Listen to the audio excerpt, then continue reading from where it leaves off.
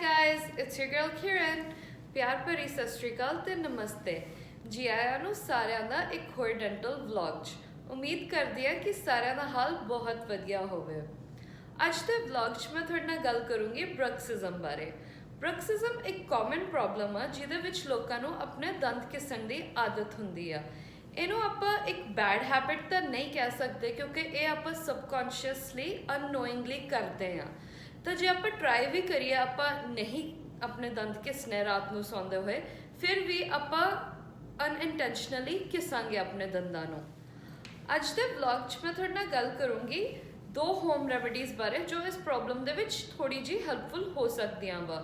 ਜਿਵੇਂ ਕਿ ਜਿਹੜੇ ਲੋਕਾਂ ਨੂੰ ਆਦਤ ਹੋਊਗੀ ਆਪਣੇ ਦੰਦ ਘਿਸਣ ਦੀ ਰਾਤ ਨੂੰ, ਉਹਨਾਂ ਨੂੰ ਪਤਾ ਹੋਊਗਾ ਜਦੋਂ ਉਹ ਸਵੇਰ ਉੱਠਦੇ ਆ ਉਹਨਾਂ ਨੂੰ ਫੀਲ ਹੁੰਦਾ ਜਿਵੇਂ ਉਹਨਾਂ ਦਾ ਮੂੰਹ ਪੂਰਾ ਸਟਿਫ ਹੋਇਆ ਵਾ ਤੇ ਪੂਰਾ ਆਕੜਿਆ ਹੋਇਆ ਵਾ। ਉਹ ਪ੍ਰੋਬਲਮ ਦੇ ਲਈ ਜੋ ਇਹ 2 ਹੋਮ ਰੈਮੀਡੀਜ਼ ਮੈਂ ਤੁਹਾਨੂੰ ਦੱਸੂਗੀ ਬਹੁਤ ਹੈਲਪਫੁਲ ਹੋ ਸਕਦੀਆਂ ਵਾ। ਪਰ ਜੋ ਬ੍ਰਕਸਿਜ਼ਮ ਦਾ ਡੈਫੀਨੇਟਿਵ ਟ੍ਰੀਟਮੈਂਟ ਆ ਉਹ ਹੈਗਾ ਵਾ ਕਿ ਤੁਸੀਂ ਆਪਣੇ ਡੈਂਟਿਸਟ ਕੋਲੇ ਜਾਓ। ਉਹ ਤੁਹਾਡੀ ਪ੍ਰੋਬਲਮ ਨੂੰ ਚੰਗੀ ਤਰ੍ਹਾਂ ਅਸੈਸ ਤੇ ਇਵੈਲੂਏਟ ਕਰਕੇ ਦੇਖ ਸਕਦੇ ਆ ਕਿ ਤੁਹਾਨੂੰ ਕੀ ਪ੍ਰੋਬਲਮ ਆ ਤੇ ਤੁਹਾਨੂੰ ਮਸਲ ਰਿਲੈਕਸੈਂਟਸ ਵੀ ਪ੍ਰਿਸਕ੍ਰਾਈਬ ਕਰ ਸਕਦੇ ਆ। ਉਹ ਮੈਡੀਕੇਸ਼ਨ ਹੁੰਦੀ ਆ ਜੋ ਤੁਹਾਡੀ ਮਸਲ ਸੋਰਨੈਸ ਦੇ ਵਿੱਚ ਹੈਲਪਫੁਲ ਹੋਊਗੀ। ਉਹ ਤੁਹਾਨੂੰ ਆਲਸੋ ਨਾਈਟ ਗਾਰਡ ਵੀ ਦੇ ਸਕਦੇ ਆ ਜੋ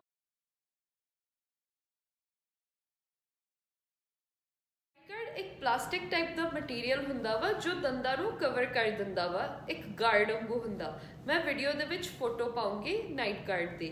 ਉਹ ਆਪਾਂ ਰਾਤ ਨੂੰ ਸੌਣ ਲੱਗੇ ਆਪਣੇ ਦੰਦਾਂ ਤੇ ਲਗਾ ਲੈਂਦੇ ਆ ਤਾਂ ਕਿ ਜਦੋਂ ਆਪਾਂ ਰਾਤ ਨੂੰ ਸੌ ਰਹੇ ਹੁੰਨੇ ਆ, ਭਾਵੇਂ ਆਪਾਂ ਆਪਣੇ ਦੰਦ ਘਿਸਦੇ ਆ, ਆਪਣੇ ਦੰਦ ਨਹੀਂ ਖਰਾਬ ਹੁੰਦੇ।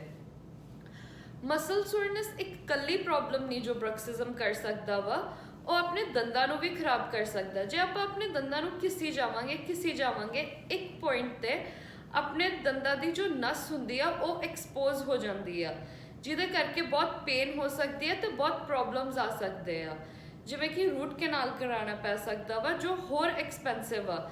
ਤਾਂ ਜੇ ਆਪਾਂ ਆਪਣੀ ਬ੍ਰਕਸਿਜ਼ਮ ਦੀ ਪ੍ਰੋਬਲਮ ਨੂੰ ਪਹਿਲਾਂ ਹੀ ਟੈਕਲ ਕਰ ਲਾਂਗੇ ਡੈਂਟਿਸਟ ਕੋਲੇ ਜਾ ਕੇ, ਉਹ ਆਪਾਂ ਨੂੰ ਬਹੁਤ ਟਾਈਮ ਤੇ ਮਨੀ ਵੀ ਬਚਾਉਣ 'ਚ ਹੈਲਪਫੁਲ ਹੋ ਸਕਦਾ ਵਾ। ਤਾਂ ਬਿਨਾਂ ਕੋਈ ਦੇਰੀ ਕੀਤੇ ਮੈਂ ਤੁਹਾਨੂੰ ਇਹ 2 ਹੋਮ ਰੈਮੀਡੀਜ਼ ਦੱਸਦੀ ਹਾਂ।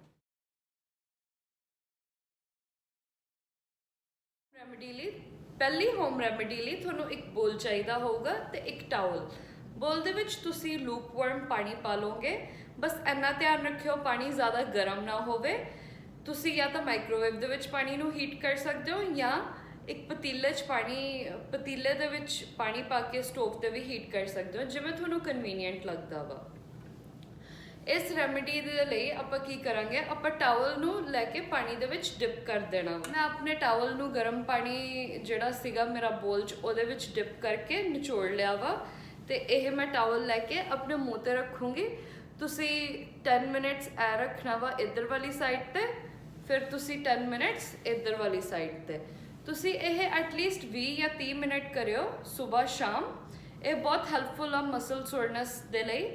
ਤੇ ਜੇ ਤੁਹਾਨੂੰ ਲੱਗੂ ਕਿ ਤੁਹਾਡਾ ਟਾਵਲ ਠੰਡਾ ਹੋ ਰਿਹਾ ਵਾ ਜਾਂ ਇੰਨਾ ਵਾਰਮ ਨਹੀਂ ਰਿਹਾ ਤਾਂ ਤੁਸੀਂ ਫਿਰ ਤੋਂ ਇਹਨੂੰ ਗਰਮ ਪਾਣੀ ਦੇ ਵਿੱਚ ਪਾ ਕੇ ਨਿਚੋੜ ਕੇ ਫਿਰ ਤੋਂ ਇੱਥੇ ਤੁਸੀਂ ਫਰਮੈਂਟੇਸ਼ਨ ਦੇ ਸਕਦੇ ਹੋ। ਦੂਜੀ ਹੋਮ ਰੈਮੀਡੀ ਲਈ ਤੁਹਾਨੂੰ ਇੱਕ ਗਲਾਸ ਚਾਹੀਦਾ ਹੋਊਗਾ ਜਿਹਦੇ ਵਿੱਚ ਤੁਸੀਂ ਲੂਪ ਵਾਰਮ ਪਾਣੀ ਪਾਓਗੇ ਤੇ 1 ਚਮਚ ਤੁਸੀਂ ਇਹਦੇ ਵਿੱਚ ਨਮਕ ਦਾ ਪਾਓਗੇ।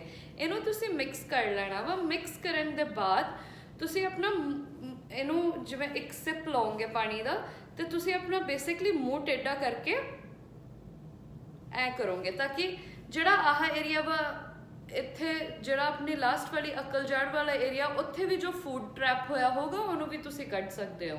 ਉਵੇਂ ਹੀ ਫਿਰ ਤੁਸੀਂ ਉਹ ਸਪਿਟ ਕਰ ਦੋਗੇ। ਉਵੇਂ ਹੀ ਇਹ ਸਾਈਡ 4-5 ਵਾਰੀ ਤੁਸੀਂ ਰਿਪੀਟ ਕਰਨਾ ਵਾ ਈਚ ਸਾਈਡ ਦਾ। ਇਹ ਵੀ ਤੁਸੀਂ ਸਵੇਰ ਸ਼ਾਮ ਕਰੋਗੇ।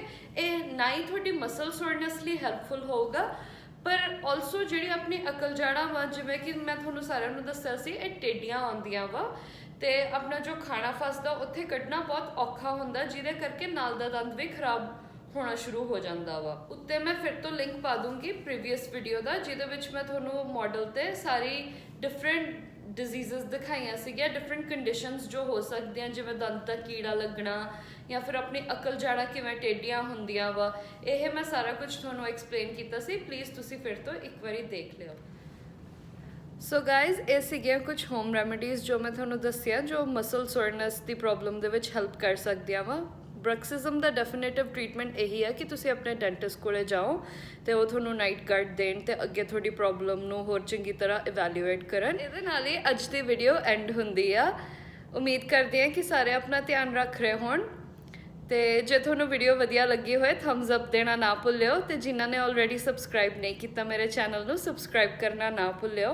Until then everyone stay safe ਤੇ ਪਲੀਜ਼ ਤੁਸੀਂ ਸਾਰੇ ਕਮੈਂਟਸ ਦੇ ਵਿੱਚ ਕਮੈਂਟ ਕਰਿਓ ਕਿ ਤੁਸੀਂ ਨੈਕਸਟ ਡੈਂਟਲ ਵਲੌਗ ਕਿਸ ਟੌਪਿਕ ਤੇ ਦੇਖਣਾ ਚਾਹੁੰਦੇ ਹੋ। Bye guys.